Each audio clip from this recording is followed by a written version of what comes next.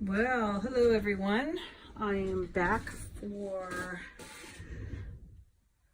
the video to do the smaller mats. I know last night's video I showed you how to do 4 5x7 mats out of one piece of 12x12 cardstock. So I'm going to show you how to make 4.25 by 6.25 mats this time, which is really a mat that I would use more often than a 5x7. So I'm going to show you two different ways, two different things you can do. The first one will be you take a 12 by 12 piece of paper and your brand new Creative Memories trimmer. And what we will do is we are going to cut 1.5 inches off of two of the sides. So we're going to make the paper 10.5 by 10.5. So I'm going to do that real quick.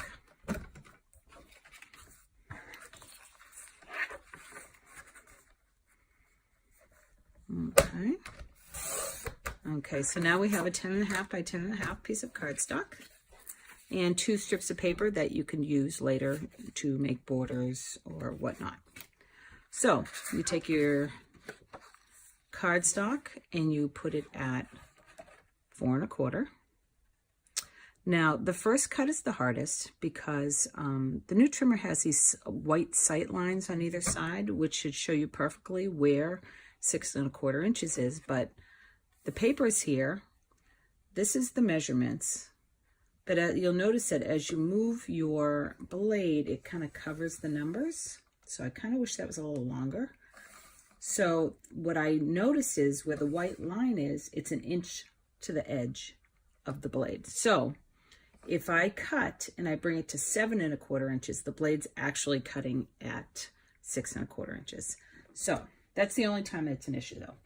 So I'm going to bring it all the way down to 6.25. I'm going to turn it once counterclockwise. And once again, I'm going to line it up to 4.25. And I am going to cut it. The cut line from the last one goes right across so you can see where the 6.25 inches is.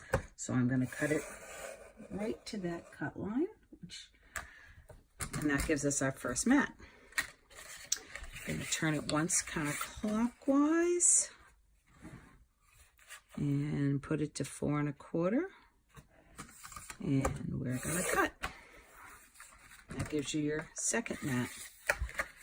Counterclockwise, 4.25.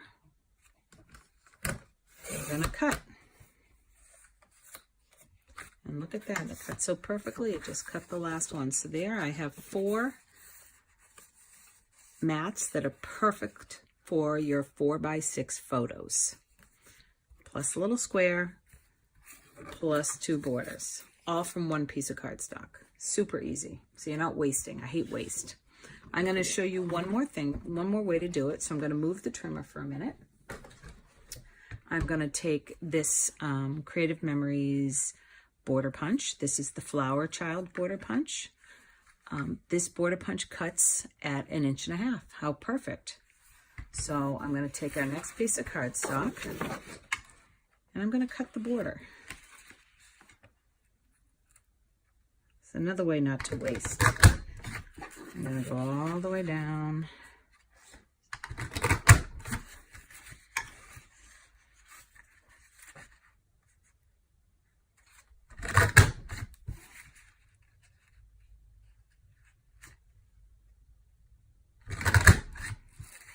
Okay, just about done. Okay, I've cut one 12-inch border. Super cute. Put that aside. And then what I'm going to do is, so this should be, this is 10.5. So now what I'm going to do is I'm going to turn it. And I'm going to, on the shorter end, I'm going to cut one more border. It will be a shorter border, but you can still use it as a border, or you can use it to border a photo or a mat. But certainly don't waste it.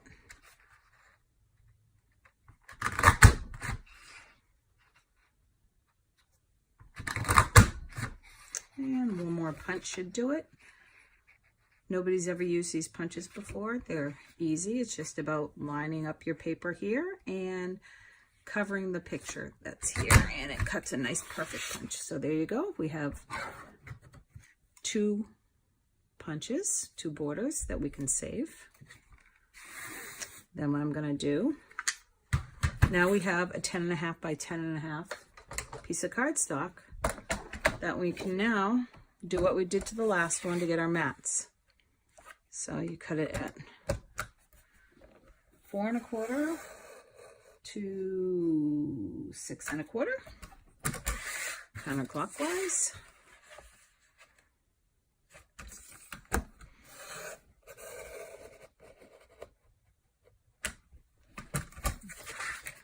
Counterclockwise.